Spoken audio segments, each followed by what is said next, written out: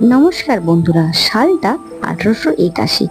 ভারতের ভাইসরয়ের চেয়ারে তখন লর্ড রিপন। আর এই সাল থেকে শুরু হলো প্রথম ভারতের জনগণনা। প্রতি 10 বছর অন্তর ভারতের জনগণনা হয়ে থাকে। এখনো পর্যন্ত মোট 15 বার ভারতের জনগণনা হয়েছে। সর্বশেষ জনগণনা হয়েছে 2011 সালে। 2011 সালের রিপোর্ট অনুযায়ী ভারতের মোট জনসংখ্যা 161,93,422 জন। আমাদের ভারত পৃথিবীর দ্বিতীয় জনবহুল দেশ। প্রথম স্থানে আছে আমাদের প্রতিবেশী দেশ চীন। 2021 সালে জনগণনা হওয়ার কথা ছিল, কিন্তু যে কোনো কারণে হয়নি। কিন্তু একটা রিপোর্ট বলছে জনসংখ্যার দিক থেকে চীনকে পিছনে ফেলে এগিয়ে যেতে চলেছে ভারত।